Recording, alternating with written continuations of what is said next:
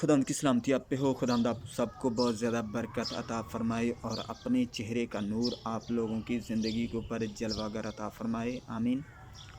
मैं आप लोगों के सामने आखिर ज़माना के बारे में डिस्कस करूँगा। आखिर ज़माना और आखिरी वक्त, लास्ट डेज़ और एंड टाइम, ये दोनों दोनों चीज़ें बिल्कुल डिफरेंट हैं, बिल्कुल मुख्तलिफ हैं, ठीक है। मगर मैं आप लोगों से आखिर ज़माना के बारे में डिस्कस करूँगा, ठीक हो गया। आखिर ज़माना वर्स सुनिए, दूसरा तीमुथियुस चैप्टर नंबर 3 वर्स नंबर 1 है। पहली आयत से हम देखेंगे, लेकिन ये जान रख कि आखिर ज़माना में बुरे दिन आएंगे, ठीक है। क्या आएंगे? बुरे दिन आएंगे। मगर बुरे दिन क्यों आएंगे? क्योंकि आयत नंबर 2 के अंदर आगे लिखा लफ्ज़ है क्योंकि it's mean the reason. What is the logic behind that? Okay, what is the reason of the end days, last days? Okay, what does mean?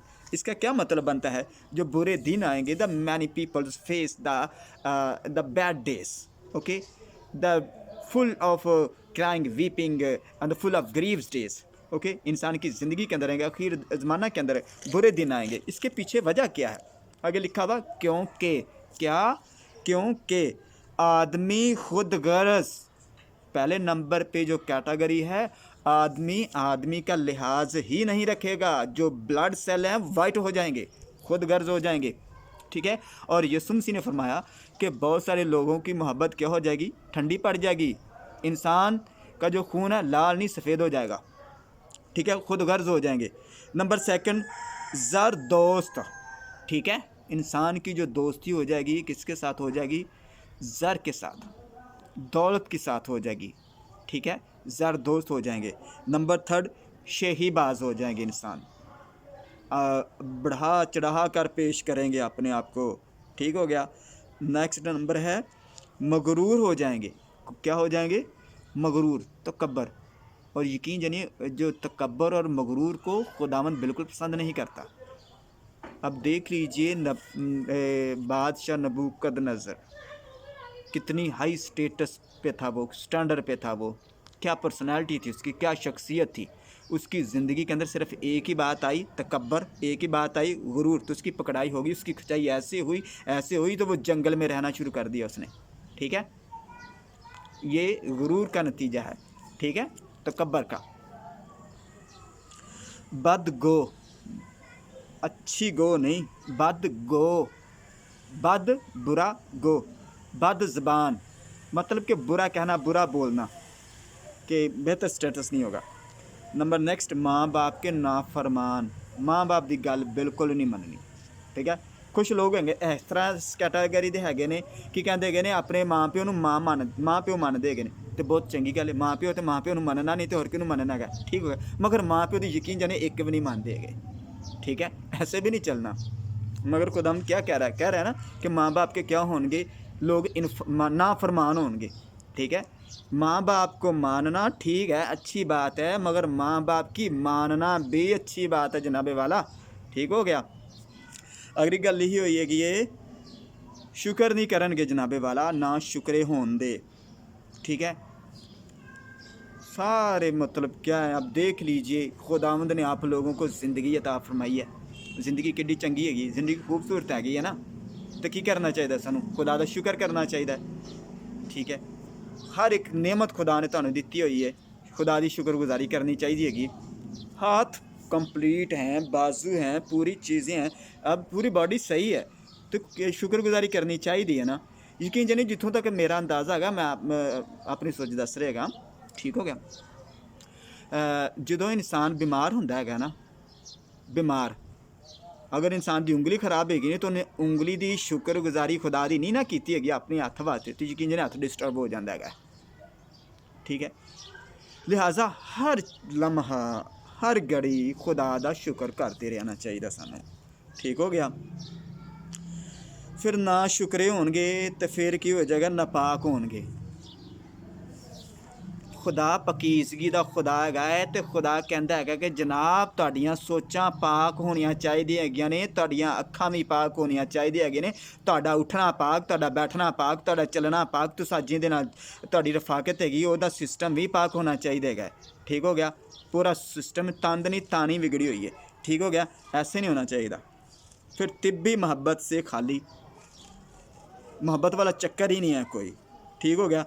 जालम होणगे, संग दिल होणगे, दिल सख्त होएगा, कोल मरदा भी होएगा तो पानी नहीं पियाना हैगा। ठीक है ना। इल्ज़ाम लगाने वाले होणगे, तोहमत लगान दे बेज़ब्त होणगे। ठीक है ना। तुंद मजाज होणगे तो नेकी दे दुश्मन होणगे। ठीक ना। तोहमत लगाने वाले होणगे, बेज़ब्त होणगे और की कहते हैं तुंद मजाज होणगे तो नेकी दे दुश्मन होणगे तो दगाबाज होणगे। की होणगे?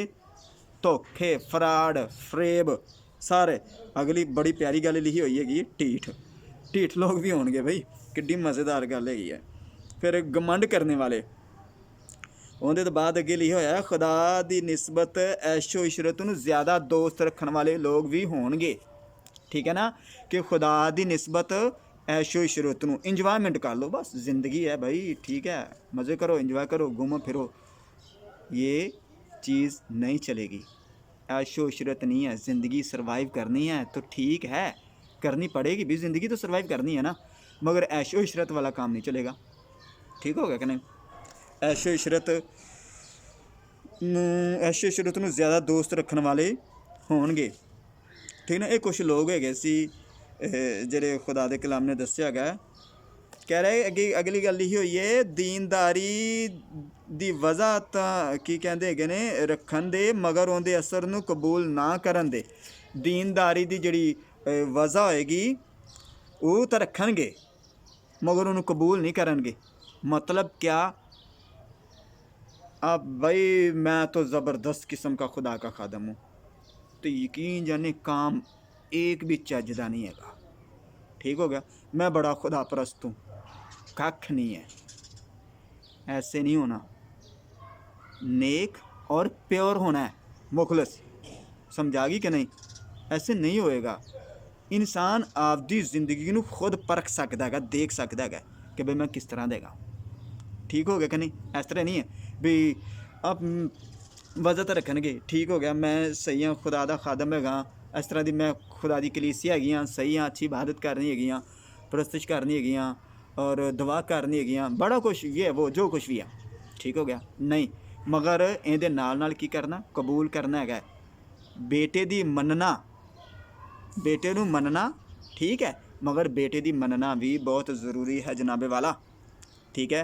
लिखा हुआ है अगे असर को कबूल ना करेंगे। खुदा दा कलाम कहता है कि इस तरह के लोगों तो जनाब तुसा बचना। ठीक हो गया कि नहीं। मगर की है अज के दौर दे विच किस तरह की रफाकत हैगी है, कदी सोचिया हैगा? ठीक हो गया। आदतें है ना ਜਿਹੜੀਆਂ नस्लों का पता देंदियां हैगियां ने, मत्थे दे उत्ते नहीं लिखिया हुंदा हैगा। समझ आ गई कि नहीं। बाइबल मुकद्दस कहती हैगी है कि इंसान है जो आपदे फलों तो पहचानिया जाता है कि उहदे फल किस तरह के ने, किस कैटागरी के हैगे ने। इंसान के दिल दे विच जो कुछ हुंदा है उही उहदे मूँह ते आंदा है। समझ आ गई कि नहीं। लिहाजा मसीह खुदा को मानना बहुत ज़रूरी है तो उहदी मनना बहुत ज़रूरी है। की कहते हैं 5वीं आयत दे विच लिखिया हैगा ना कि उहदे असर नूं कबूल नहीं करनगे। इस तरह तो किनारा करना, इस तरह के लोगों तो बचना जनाबे वाला। ठीक है ना। ये सारे लोग खुद भी पकड़े जाएंगे तो तुहाडी भी पकड़ाई करवाएंगे। समझ आ गई कि नहीं। अभी चोर का दोस्त चोर होएगा तो अगर कोई पकड़ेगा तो यह मतलब चोर नूं पकड़ लेगा तो दूसरे नूं बंदा छड्ड देगा? नहीं, दोवां दी ठिकाई होएगी, दोवां दी अच्छी खासी पकड़ाई होएगी। समझ आ गई कि नहीं। इस वास्ते तो खुदा कह रहा जनाबे वाला इन्हां तो किनारा करना। ठीक है ना। हो सकता है कि इन्हां दे नाल, इन्हां दी निस्बत दे नाल, इन्हां दे रहन सहन दे नाल तुहाडी बेइज्जती ना हो जाए। ठीक हो गया कि नहीं। तुहाडी भी पकड़ाई ना हो जाए, तुहाडी खिंचाई ना हो जाए तो किड्डी जलालत वाला काम होएगा। ठीक हो गया। लिहाजा ऐसे लोगों तो की करने की जरूरत है, बचन की जरूरत हैगी है। सीधी सीधी तो खुदा गल कह रहा है किनारा करना है। हुण देखो ना, एक आदमी खुद गर्ज है तू कला अपने जंगल च गुजारे या किसी बंद कमरे दे विच, जिस तरह हुण लॉकडाउन लगा होया अपने आप को लॉकडाउन च ले आवे, नहीं हो सकता ना। मगर की है किनारा करना है, बचना है। ਠੀਕ ਨਾ। ਜ਼ਰ ਦੋਸਤ ਹੁਣ ਅੱਜ ਕੱਲ੍ਹ ਦਾ ਟਰੈਂਡ ਹੀ ਇਸ ਤਰ੍ਹਾਂ ਦਾ ਹੈਗਾ, ਕੋਈ ਬੰਦਾ ਕੋਈ ਗਰੀਬ ਹੈਗਾ ਤਾਂ ਵਿਚਾਰੇ ਨੂੰ ਕੋਈ ਰੋਟੀ ਪੁੱਛਦਾ ਹੀ ਨਹੀਂ ਹੈ, ਗਰੀਬ ਨੂੰ ਤਾਂ ਕੋਈ ਸਲਾਮ ਨਹੀਂ ਕਰਦਾ ਹੈਗਾ ਸੜਕ ਦੇ ਵਿੱਚ ਟੁਰਦਿਆਂ ਫਿਰਦਿਆਂ। ਅਤੇ ਕਿਨਾਰਾ ਕਿਸ ਤਰ੍ਹਾਂ ਕੀਤਾ ਜਾਏਗਾ, ਠੀਕ ਨਾ। ਸ਼ਹੀਬਾਜ਼ ਥੋੜ੍ਹੀ ਜਿਉਂਦੀ ਸ਼ੋਅ ਬਣੀ ਤੇ ਨਾਲ ਸਾਡੀ ਵੀ ਬਣ ਜਾਏਗੀ। ਇਸ ਤਰ੍ਹਾਂ ਚੱਲਦਾ ਹੈਗਾ ਪ੍ਰੋਸੈਸ ਬਾਈ, ਠੀਕ ਹੈ ਨਾ ਬਾਈ। ਇੱਕ ਬੰਦੇ ਦੀ ਸ਼ੋਅ ਹੈਗੀ ਹੈ ਨਾ, ਅਤੇ ਉਹਦੇ ਨਾਲ ਇੱਕ ਬੰਦਾ ਚੱਲ ਰਿਹਾ ਹੈਗਾ, ਅਤੇ ਉਹਦੇ ਨਾਲ ਦੂਸਰਾ ਚੱਲਦਾ ਫਿਰਦਾ ਹੁੰਦਾ, ਅਤੇ ਉਹਦੇ ਨਾਲ ਹੀ ਸ਼ਾਇਦ ਥੋੜ੍ਹਾ ਬਹੁਤਾ ਸਾਡਾ ਸਿਸਟਮ ਚੱਲ ਜਾਵੇ, ਸਾਡੀ ਵੀ ਜਾਣ ਪਹਿਚਾਣ ਹੋ ਜਾਏਗੀ, ਸਾਡੀ ਵੀ ਸ਼ੋਅ ਹੋ ਜਾਏਗੀ। ਨਹੀਂ, ਸ਼ਹੀਬਾਜ਼ ਨਹੀਂ ਹੋਣੇ ਚਾਹੀਦੇ ਜਨਾਬੇ ਵਾਲਾ, ਠੀਕ ਹੈ ਨਾ। ਇੱਥੋਂ ਤੱਕ ਕਿ ਖੁਦਾ ਦਾ ਕਲਾਮ ਹੈਗਾ ਸੀ, ਸਿਰਫ 5 ਆਇਤਾਂ ਸ਼ੇਅਰ ਕਰਨੀਆਂ ਹੈਗੀਆਂ ਸੀ ਤੁਹਾਡੇ ਦੇ ਸਾਹਮਣੇ, ਠੀਕ ਹੈ। ਲਿਹਾਜ਼ਾ ਮੇਰੀ ਤੁਹਾਡੇ ਤੱਕ ਦਰਖਾਸਤ ਵੀ ਹੈਗੀ, ਮਿੰਨਤ ਵੀ ਕਰਨਾ ਹੈਗਾ ਕਿ ਇਸ ਤਰ੍ਹਾਂ ਦੇ ਲੋਕਾਂ ਤੋਂ ਬਚੋ, ਕਿਨਾਰਾ ਕਰੋ, ਠੀਕ ਹੈ ਨਾ। ਖੁਦਾ ਤੁਹਾਨੂੰ ਬਰਕਤ ਦੇਗਾ। ਔਰ ਬਾਈਬਲ ਦੀਆਂ ਸਿੱਧੀਆਂ ਸਿੱਧੀਆਂ ਅਤੇ ਸਾਫ਼ ਗੱਲਾਂ ਹੈਗੀਆਂ ਨੇ, ਤੁਸੀਂ ਅੱਜ ਦੇ ਦੌਰ ਦੇ ਵਿੱਚ ਨਹੀਂ ਦੇਖ ਰਿਹਾ ਹੈਗਾ ਸਾਰਾ ਸਿਸਟਮ, ਠੀਕ ਹੈ ਨਾ। ਇਹਨਾਂ ਦੀ ਬਦੌਲਤ ਹੀ, ਇਹਨਾਂ ਐਸੇ ਲੋਕਾਂ ਦੀ ਕੈਟਾਗਰੀ ਦੀ ਵਜ੍ਹਾ ਤੋਂ ਹੀ ਅਤੇ ਯਕੀਨ ਜਾਨੀ ਮਾਹੌਲ ਡਿਸਟਰਬ ਹੁੰਦਾ ਹੈਗਾ, ਠੀਕ ਹੈ ਨਾ। ਸਾਰਾ ਸਿਸਟਮ ਧਰਮ ਭਰਮ ਹੋ ਜਾਂਦਾ ਹੈਗਾ। ਪਹਿਲੇ ਦੱਸਿਆ ਹੈਗਾ ਸੀ ਮੁਕਾਸ਼ਵਤ ਦੀ ਕਿਤਾਬ 18ਵੇਂ ਬਾਬ ਦੇ ਵਿੱਚ, ਖੁਦਾ ਸਿੱਧੀਆਂ ਸਿੱਧੀਆਂ ਗੱਲਾਂ ਕਹਿ ਰਿਹਾ ਹੈਗਾ ਕਿ ਐਸੇ ਲੋਕਾਂ ਦੀ ਵਜ੍ਹਾ ਤੋਂ ਜ਼ਿੰਦਗੀ ਦੇ ਵਿੱਚ ਆਜ਼ਾਦ 21 ਦਿਨ ਦੇ ਵਿੱਚ ਪਤਾ ਨਹੀਂ ਕਿੰਨੀਆਂ ਆਫਤਾਂ ਆ ਜਾਂਦੀਆਂ ਹੈਗੀਆਂ ਨੇ। ਇੱਕ ਆਫਤ ਨੇ ਇਨਸਾਨ ਦੀਆਂ ਲਕੀਰਾਂ ਕਢਾ ਦਿੰਦੀ ਹੈਗੀ ਹੈ। ਇੱਕ ਆਫਤ ਇਨਸਾਨ ਨੂੰ ਥੋੜ੍ਹਾ ਬੁਖਾਰ ਹੋ ਜਾਵੇ ਤਾਂ ਯਕੀਨ ਜਾਨੀ ਸਮਝ ਅਕਲ ਕੰਮ ਕਰਨਾ ਛੱਡ ਜਾਂਦੀ ਹੈਗੀ। ਬੁਖਾਰ ਹੋ ਗਿਆ, ਨਜ਼ਲ ਜ਼ੁਕਾਮ ਹੋ ਗਿਆ, ਕੀ ਹੋ ਗਿਆ, ਠੀਕ ਹੈ। ਅਤੇ ਜਦੋਂ ਆਫਤਾਂ ਦੇ ਬਲਾਵਾਂ ਅਤੇ ਪਰੇਸ਼ਾਨੀਆਂ ਹੋਣਗੀਆਂ ਤਾਂ ਇਨਸਾਨ ਕੀ ਕਰੇਗਾ, ਫਸ ਜਾਏਗਾ। ਲਿਹਾਜ਼ਾ ਬਚਣ ਦੀ ਜ਼ਰੂਰਤ ਹੈ ਅਤੇ ਮਾफ़ੀ ਮੰਗਣ ਦੀ ਜ਼ਰੂਰਤ ਹੈਗੀ। ਖੁਦਾ ਤੁਹਾਨੂੰ ਮਾफ़ ਕਰਨਾ ਚਾਹੁੰਦਾ ਹੈਗਾ, ਖੁਦਾ ਤੁਹਾਨੂੰ ਬਹੁਤ ਜ਼ਿਆਦਾ ਬਰਕਤ ਦੇ ਯਿਸੂ ਮਸੀਹ ਦੇ ਨਾਂ ਦੇ ਵਸੀਲੇ ਨਾਲ। ਆਮੀਨ। ਸ਼ੁਕਰੀਆ ਮੇਰੇ ਅਜ਼ੀਜ਼ੋ, ਖੁਦਾ ਤੁਹਾਨੂੰ ਬਹੁਤ ਬਰਕਤ ਦੇ। ਆਮੀਨ ਆਮੀਨ।